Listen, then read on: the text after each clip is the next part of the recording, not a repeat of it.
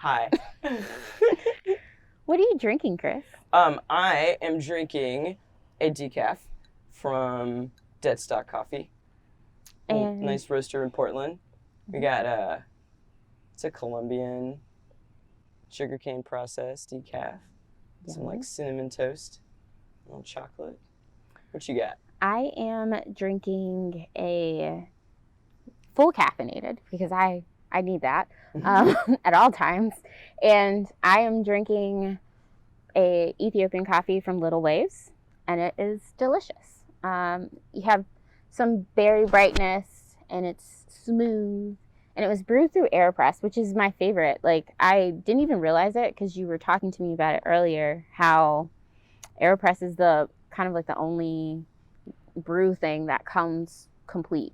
Yeah, it's like $30. Yeah. Yeah. And I think that that's fitting for us to use that when we're talking about accessibility because, I mean, yeah. That's we're amazing. talking about accessibility, y'all. Yes. Yes. Yeah, so, we were asked to have a conversation with everyone about what we're doing. And I don't know, it feels like a lot in such a short time.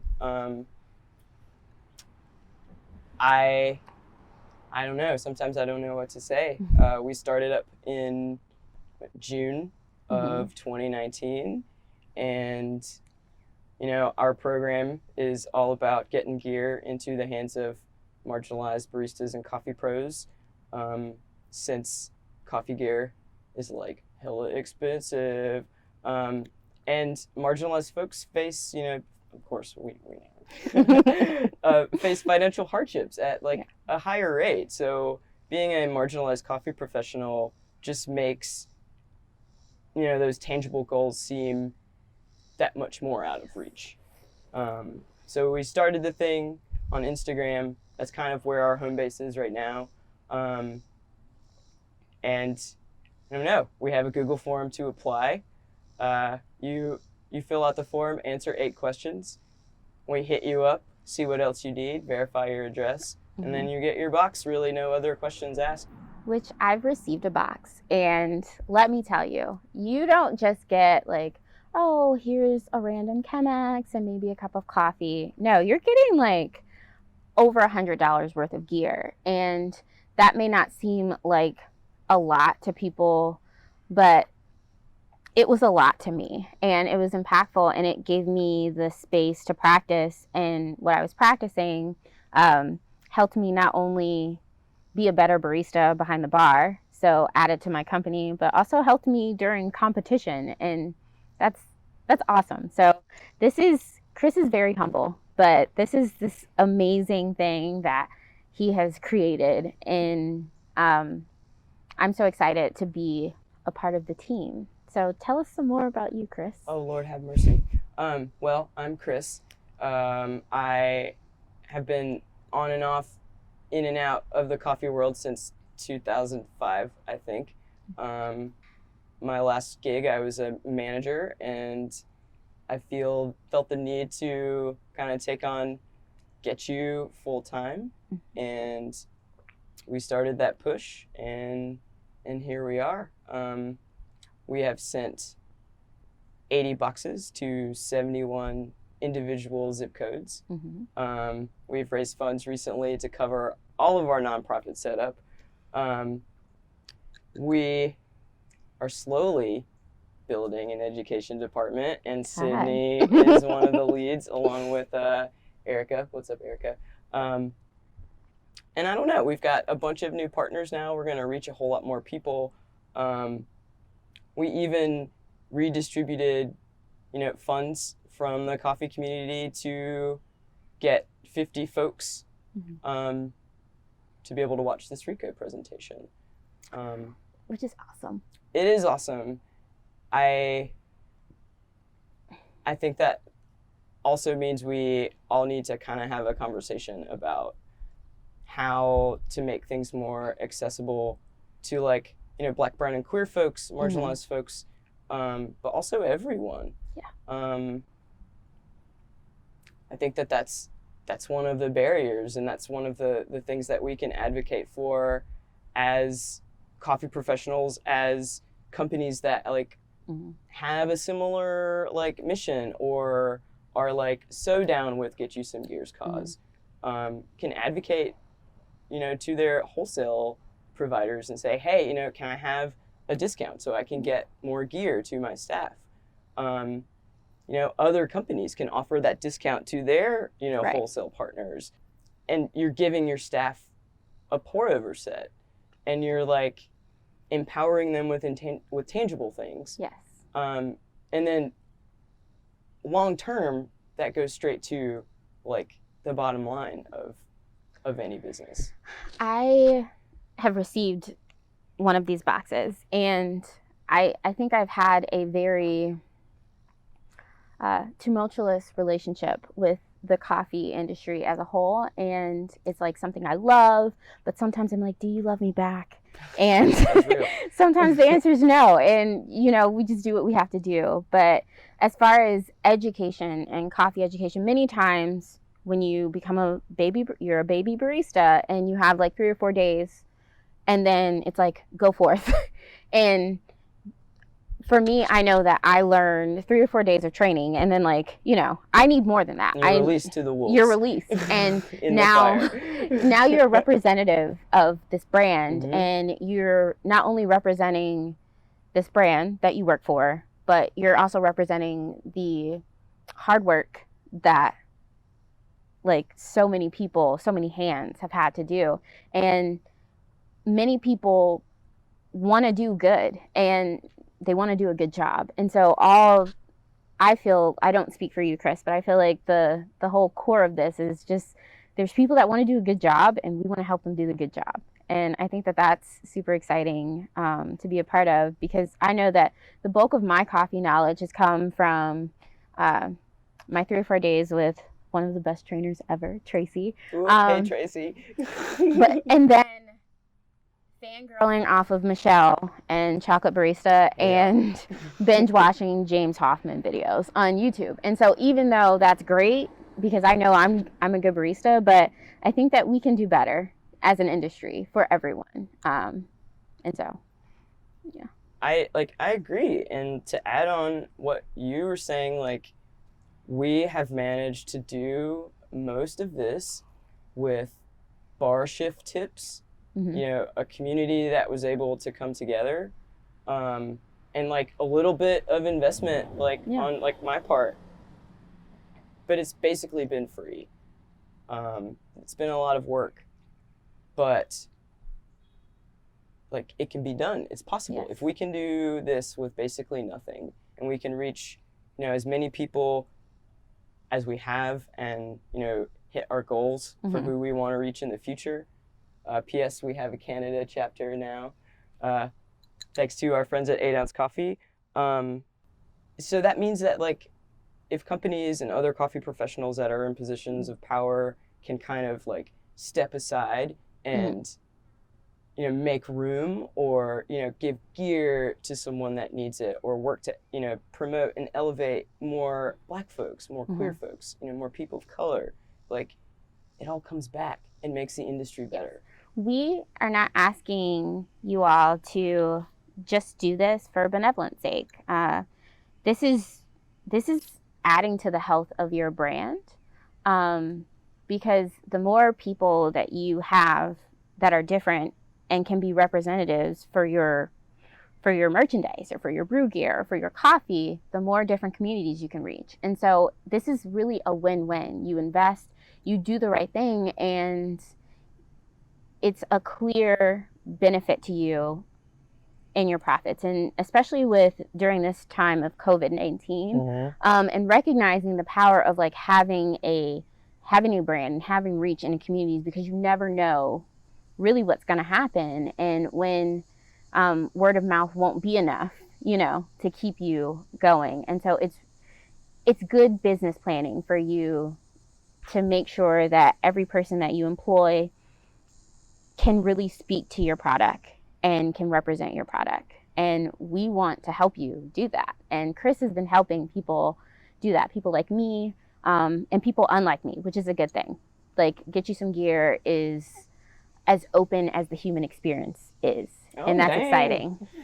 I like Yes. that. I mean, and to add to that, and I guess maybe on the flip side of that, like, you want to keep your staff around. I guess it's not the flip side of that. No. You want to keep your staff around, and everybody knows that it's like so much cheaper to keep your staff than it is to keep having turnover. to find new ones. Mm-hmm. So you bring your staff. Mm-hmm. You hire black folks, you hire brown folks, Hi. you hire queer folks and trans folks and non-binary folks. Mm-hmm. You elevate those people, and you like give them gear, take care of them. Yes.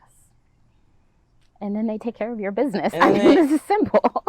they take care of your business, and I don't know, like, it seems like something that a lot of people and a lot of like cafes and roasters are just they're so close, but they just can't get that. And I think the fourth wave of coffee is caring less about what the coffee you roast tastes like and more about how you treat your staff.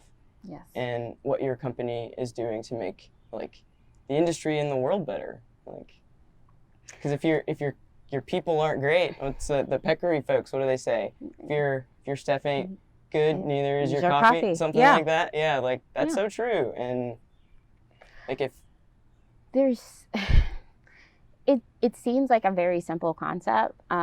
Just because you're wasting thousands of dollars in training when you have an environment that is not conducive to longevity. And so just from a brand consistency, like if you have these baristas that many times, because there's this wave, I know with my personal career, all the times that I have considered quitting, it's like I've gotten to a pinnacle of proficiency, right? And I'm making damn good coffee, and I'm feeling disrespected. And so now, and I've already bonded with your core customers because they're in there all the time, they see me. And now if I leave, your core customers now have to get used to another person, and they may not make as good as coffee as me because they haven't been doing it as long. You know what I'm saying? And so like you're having this revolving door, and you're having these fluctuations of quality, and your customers don't know who to expect, and your staff's not engaged. Right. They don't care about what you're selling. They don't care about what you're doing. Because you don't care about them, and even if you do care about them, you're saying you don't care about them by not like investing in them. And so it's a very simple, it's not really complex at all. It's not complex at all. It's just like get gear in people's hands and give them the tools to make damn good coffee and sell coffee. And it's like, it's definitely not going to happen overnight. It's No. not going to happen overnight. But like the small gesture, and then the follow through. Right. And then helping your staff set tangible goals for where they want to be. Yeah. Hand in hand with all the things that we mentioned. Do you know how many people don't know about this amazing event? And that's one thing. Like, people just don't know that this is happening. Do you want to talk about like your personal experience? Yes. Okay. I did not know this existed, and I feel like I've been in coffee for like 5 and 6 years, and I've always approached it from a thing of like, oh, once I realize that, oh, I love this, now I want it. I want it. And so even I've also been like a recipient. I think I'm coming to you because like I'm a recipient of a lot of people who are like, hey, I want you to do good. I know that you want to do good, and I want to help. So I'm a Glitter Cat alumni, and the same kind of like that same thing of like people who can recognize a problem and they provide a solution to the problem, which is management and leadership 101. People who can, Can you say that one more time? Leadership, recognizing a problem and brainstorming and workshopping a solution.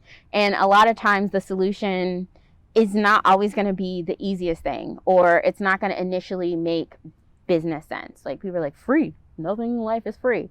I competed in barista competition, and I got there because Getchu Some Gear hosted this party, And people in my coffee community were like, yo, cool, I'm in. And I got there and I got the training because Cat Barista watched my awkward video about kombucha and was like, I see something in you. And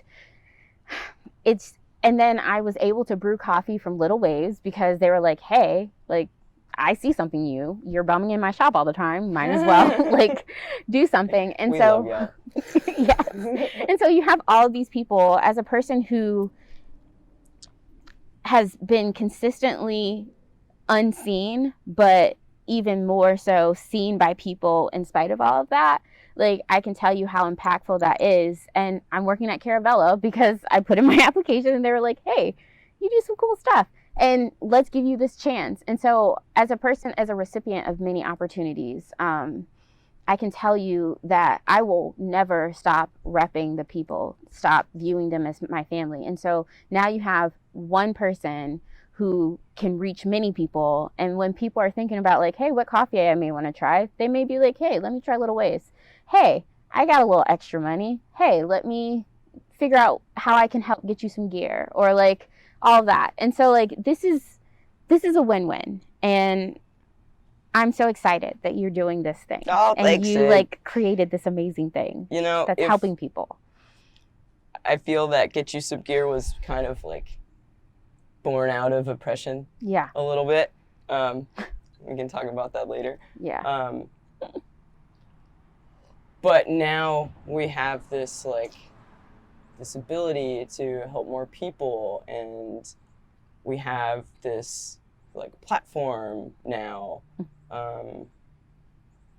And I don't know, sometimes like that makes all of the negative things that have happened to me, because I'm like, right now I'm trying to think about them so I can talk about them, but I can't because I'm so excited.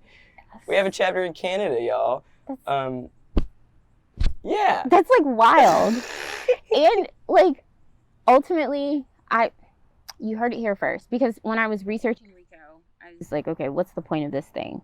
And it's where coffee professionals can share knowledge and further strengthen the foundation of our field so we have longevity.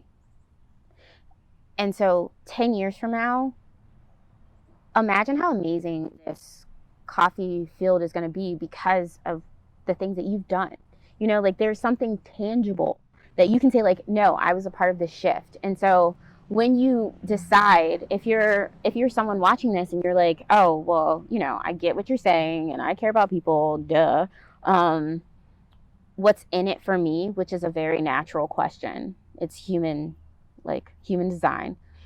You will be a part of the hands that move this field forward and help the longevity of our field, which, as we all have seen with COVID and with further like environmental crisis and God knows what else is on the timeline. You know, hornets. Yeah. Like you never know what's going to happen, and those who have engaged with the community are the ones that are going to be there with us when we get past this, because we're going to get past it. That's absolutely right. And you know, like, we don't all have to push our entire selves into the coffee industry in order to make it better. Right. Like, if we all put in, you know, just a little bit of work. Mm-hmm. I mean, I know some people are going to put in a lot of work, but if we all just put in a little bit of work and stop being racist, I think that coffee could have a chance. Like, you know, pay people what they're worth. Yeah. And, I mean, there could ultimately be a shift that's good for all of us, not just, you know, the folks that are usually in power. I know, because I've managed before, and first of all, I remember the first person that I hired. Hi, Brooklyn. And then Brooklyn. But my goal, because I've learned from my mother, but my goal is to train people to be able to do my job, because you never know what's going to happen.